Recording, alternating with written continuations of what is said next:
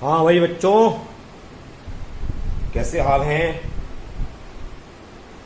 पढ़ाई का क्या हिसाब चल रहा है आपका? केचुआ पढ़ाया जा रहा है, आप लोग उस पर ध्यान दे रहे होंगे, बुक से भी देख रहे होंगे, वीडियोस भी देख रहे होंगे और अपनी कॉपी पर आप प्रॉपरली नोट्स भी बना रहे होंगे। जब स्कूल खुलेंगे तो ये देखे जाएंगे, आप ये ध्यान रखें।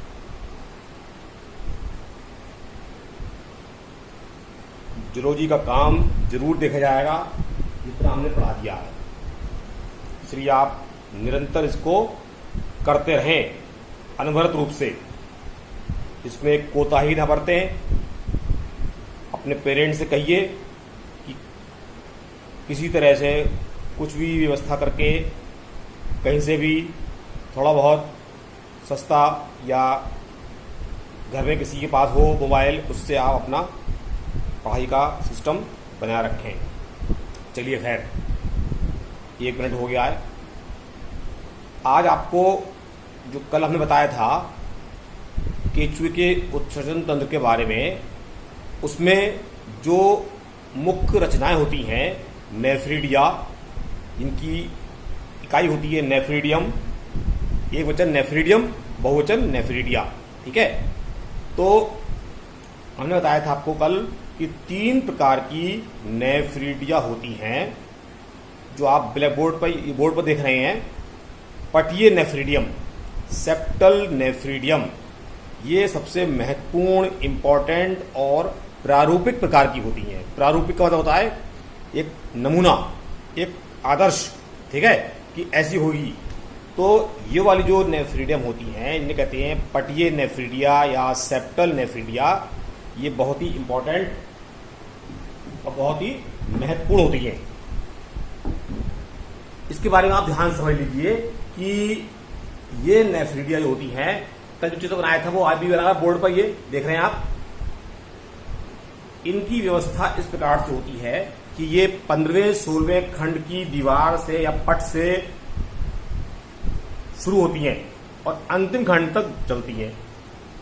यानी कि जितने शरीर में पट हैं, 15वें 16वें खंड से लेकर के अंतिम खंड तक के जो पट होते हैं, 2 खंडों के बीच की दीवार, उन पर ये आहार नाल के दोनों ओर इस प्रकार से देख रहे हैं आप। ये ऐसे लगे हुए हैं और ये ऐसे लगे हुए हैं। ठीक है, तो ये जो देख रहे हैं लूप नुमा रचनाएं छोटी छोटी ये बनी हुई है, ये हर एक जगह ये हैं लगभग एक तरफ 20 से 25, इस तरफ 20 से 25 और पीछे की तरफ 20 से 25, कुल मिलाकर हो गई 80 से 100। तो एक नेफ्रिडियम की संरचना आप देख रहे हैं बोर्ड पर किस प्रकार की होती है। एक सेप्टल नेफ्रिडियम की रचना आप देख रहे हैं बोर्ड पर, ये बनी हुई है। ठीक है, इस प्रकार की होती है ये जो इधर वाले चित्र में देख रहे हैं आप, ये लगी हुई है। सबसे ऊपर क्या बनी हुई है, ये आंत्रोपरी उत्सर्जी नाल 2 होती हैं, दाई मतलब पैरेलल होती है, बिल्कुल आहार नाल के ऊपर तो दौड़ती हैं और इनके अंदर खुलती हैं पटीय उत्सर्जी नालें, जो ये इस प्रकार की देख रहे हैं आप, चंद्राकार है, ये हंसियाकार देख रहे हो, ये इस प्रकार की है, इन पर लगी होती है ये। तो ये जो देख रहे हो ये रचना जो ये वाली वो यहाँ चिपकी हुई है, ये चिपकी हुई है इस जगह, मतलब इसके अंदर खुलती है, चुपकी से अंदर खुलती है, जैसे पेड़ की जड़ होती है उस प्रकार समझ लीजिए आप, बिल्कुल ऐसा इनका अरेंजमेंट है। ऊपर का जो हिस्सा होता है पूरा हिस्सा ये लहराता रहता है, किसमें, देहगोहीय द्रव में। तो होता क्या है कि मैंने बताया था आपको, पहले इसकी रचना देख लीजिए कि इसके 4 भाग होते हैं। नेफ्रोस्टोम ये बना हुआ है, नंबर लिखा हुआ है और अलग अलग रंग से लिखे भी हैं। ग्रीवा ये लिखी हुई है, नेक। बॉडी ऑफ नेफ्रिडियम, ये ऊपर का पूरा हिस्सा जो है, ये वाला पूरा हिस्सा, ये सब जो है क्या है, बॉडी ऑफ नेफ्रिडियम है। और नीचे लिखा हुआ है नंबर 4 पे, ये देखिए आप, टर्मिनल डक्ट। तो जो 4 भाग में से 3 भाग तो छोटे छोटे होते हैं और नीचे नीचे दिख रहे हैं आपको, और शेष भाग जो होता है काफी बड़ा होता है, वृत्त होता है, और ये 2 भागों में बटा हुआ देख रहे हैं आप। ये लिखा हुआ है सीधी पाली, ये यहाँ तक, और इतना हिस्सा जो है ये पूरा जो है क्या लिखा हुआ है, कुंडलित लूप।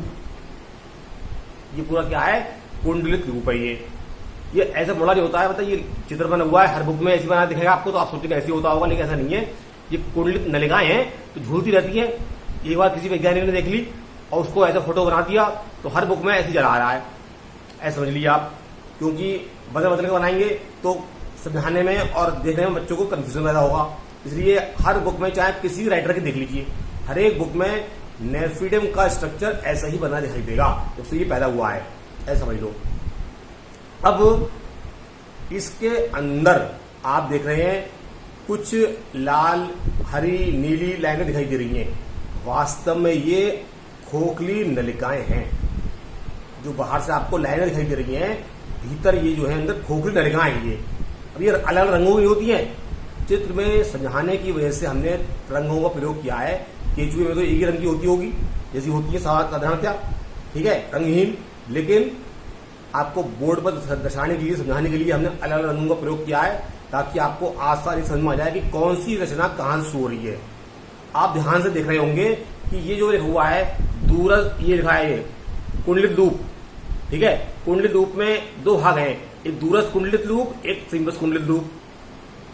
समीपस्थ माने पास वाला, दूरस्थ माने दूर वाला। तो ये वाली जो नलिका यहाँ से शुरू हो रही है पूरी भाप वाली इसकी, ये इस प्रकार से जा रही है, नीचे से होकर के निकली, ऊपर से होकर निकली, फिर नीचे चली गई, ये होती है दूरस्थ कुंडलित लूप। और जो इसके और इसके मिल करके बनती है वो कराती है समीपस्थ कुंडलित लूप। एक बात, अब ये कुछ ध्यान से देखो, अगर आगे गड़ा के, तो आपको महसूस हो रहा होगा कि ये रस्सी की भांति ऐंठे हुए हैं, ठीक नहीं है। तो जैसे ये एक भुजा की ऐसी आ रही है, एक ये जा रही है, फिर ऊपर नीचे होती जा रही है। इस प्रकार की लगभग आपको चित्र में दिखाई दे रही, 2-3 नहीं, लेकिन होती है 12-13 लूप होते हैं ये ऐंठने। एक असली अगर आप देखेंगे नेफ्रिडियम, तो उसमें 12-13 ऐंठने दिखाई देती हैं। तो 12-13 बनाना बहुत मुश्किल काम है, बोर्ड पर तो जगह भी नहीं है और फिर बहुत घिचपिच हो जाएगा। इसलिए आप जो है इसको इसी रूप में समझ लें और याद रखें। अब देखिए ध्यान से, जो ये लिखा हुआ है नेफ्रोस्टोम नीचे वाला, देख रहे हो, ये देह गुहा में से उत्सर्जी पदार्थों को खींचता है, सोखता है, और इसकी मुंह पर छोटे छोटे रोम पाए जाते हैं, जो कि पदार्थ को अंदर की ओर गति प्रदान करने के लिए प्रेरित करते हैं। अब ये पदार्थ कौन सा पदार्थ, उत्सर्जी पदार्थ, एब्जॉर्ब होने के बाद जो नाइट्रोजन युक्त होते हैं, एब्जॉर्ब होने के बाद ग्रीवा से आप देख रहे हैं। अब ध्यान से देखते आओ, ये ग्रीवा है, ये नेफ्रोस्टोम हो गया, ग्रीवा हो गई, ग्रीवा से जहां गए ये गए इधर समीपस्थ पाली वाले कुंडलित लूप वाले में नलिकाओं में, ये हरी वाली जा रहा है पहले, ये दिख रहे हो, हरी वाली है, ये हरी वाली लाइन में आ रहा है, ये हरी लाइन ये गई इस प्रकार से नीचे से होकर के इधर गई, ये घूम करके ये आ गई और इस प्रकार से आई लौट करके और फिर इसमें आ गई। इसमें आने के बाद फिर ये आई और फिर ये आने के बाद इस प्रकार से देखिए अब ये हरी वाली आ रही है और फिर ये मुड़ गई और इसमें आने के बाद फिर ये यहाँ पर लाल में बदल गई। लाल हमने इसलिए कर दी क्योंकि लौट के आई हरी, तो आपको फिर चिपकाएगा, इस पर दिखाई देगा। तो है वो एक ही चीज, लाल और हरी, लेकिन दिखाने के लिए। अब यहां से लाल के रूप में उतर रही है नीचे, उतरने के बाद फिर ये जहां से आई थी, देखो जी ध्यान से आ रही लाल वाली, ये आ रही है, ये आ रही है, घूम कर गई और फिर ये पलट कर आई और फिर इस वाली भुजा में आ गई। इस भुजा में आने के बाद फिर यहां से नीचे होती हुई ये आई और यहां पर अपने रास्ता बदल दिया और रास्ता बदलने के बाद फिर जो है ये इधर मुड़ गई। अब ये यहां से लाल से हो गई नीली, देख रहे हो, नीली में घूम करके आई, फिर ये घूम कर आई, फिर ये चली गई इस प्रकार से और ये देखिए ध्यान से रहा और फिर यहीं से इसने टर्न ले लिया, इसने से यहीं से टर्न ले लिया और इसमें आ गई। यहाँ आने के बाद फिर ये जो है होती हुई और ये नीचे आ गई, इस वक्त कहाँ खुल गई, टर्मिनल डक्ट में, अंतस्थ नलिका में खुल गई। तो इतना लंबा जब कोई उत्सर्जी पदार्थ दौड़ लगाएगा, चक्कर काटेगा, तो उसमें से जो हानिकारक पदार्थ होंगे वो तो एब्जॉर्ब नहीं होंगे, लेकिन जो लाभदायक पदार्थ होंगे वो एब्जॉर्ब हो जाते हैं, यानी पानी है वो इसको एब्जॉर्ब कर लेगा और केवल अर्धठोस रूप में उत्सर्जी पदार्थों को अंतस्थ नलिकाओं द्वारा पटीय उत्सर्जी नाल में मुक्त किया जाएगा। ध्यान से देखो चित्र में, इस वाले में उसके बाद पट्टी उत्सर्जित नाल से ये जाएगा ऊपर आंत्रोपरी उत्सर्जित नाल में, और वहां से गिरा दी जाएगा ये आंत में। आंत से पीछे की ओर बढ़ता हुआ जो है ये अंतिम सिरे पर मल द्वार के द्वारा बाहर की ओर निकाल दिया जाएगा। अब ये जो रचना पूरी आप देख रहे हैं, जो उत्सर्जित पदार्थों को एब्जॉर्ब करती है और अपने पदार्थों को आंत में मुक्त करती है, इसलिए इस प्रकार की नेफ्रीडिया को कहते हैं आंत्रोमुखी नेफ्रीडिया। आंत्रोमुखी, ठीक है। आंत्रो और मुखी, मां पे छोटी की मात्रा, खा पे छोटी होगी ई की मात्रा। तो इस प्रकार से जो है ये अपना अरेंजमेंट दर्शाते हैं। मेन तो यही है जो आप देख रहे हैं ध्यान से।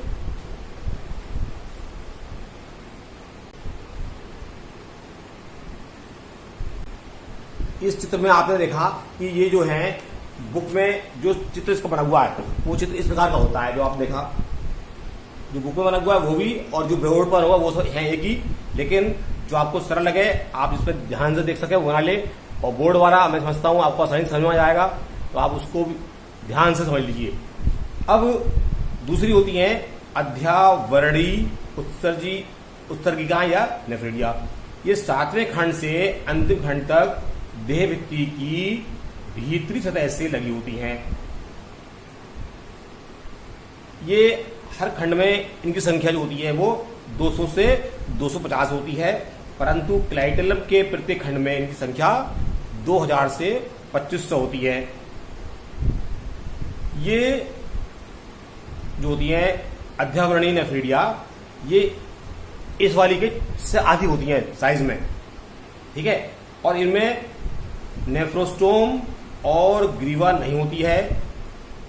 इनका सिरा देह गुहा में नहीं खुलता है। इनमें रोम भी नहीं पाए जाते हैं, और ये जो होती हैं देह भित्ति द्वारा जब बाहर खुलती हैं तो उन्हें कहते हैं बाह्यमुखी नेफ्रीडिया, ठीक। तीसरी आपको कल दिखाई थी, उसमें चित्र में देखिए कल वाले में, फेरेंजियल या ग्रसनीय नेफ्रीडिया, जो छठे खंड से चौथे खंड से छठे खंड तक, ठीक है, फैली होती है।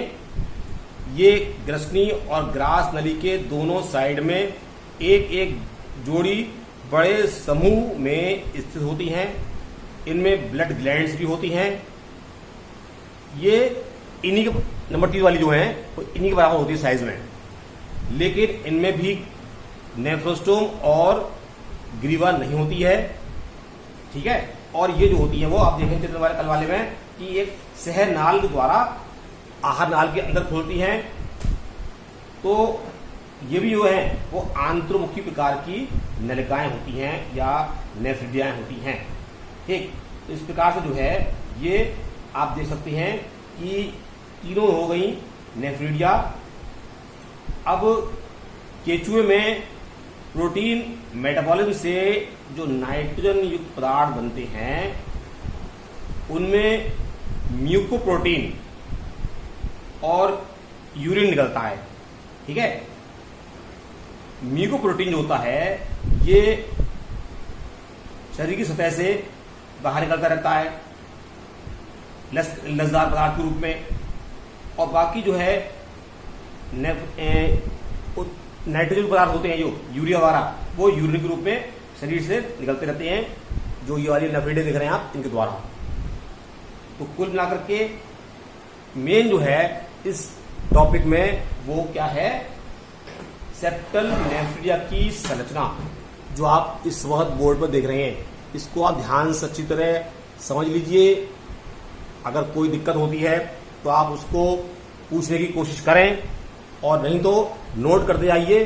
जब स्कूल खुलेंगे, पढ़ाई का क्लास लगती है अगर, तो आपको उस समय हम आपका सब समस्याओं का निराकरण कर देंगे। कोई भी लड़का चैनल को सब्सक्राइब नहीं कर रहा है, हमने देखा है 94 बच्चे हैं और अभी तक मुझे लगता है 10 बच्चों ने भी सब्सक्राइब नहीं किया है। तो कृपया करके आप चैनल को सब्सक्राइब कर लेंगे तो आपको काफी फायदा होगा, ठीक है। अब जो बातें हैं बताई जाने वाली वो YouTube के थ्रू ही बताएंगे, तो आप जो है उस पर विशेष ध्यान दें। जब मोबाइल सरकार ने कह दिया है कि बच्चों को पढ़ाया जाए उससे, तो आप मोबाइल से दूर भाग रहे हैं और वैसे क्लास में लेकर मोबाइल बैठते थे।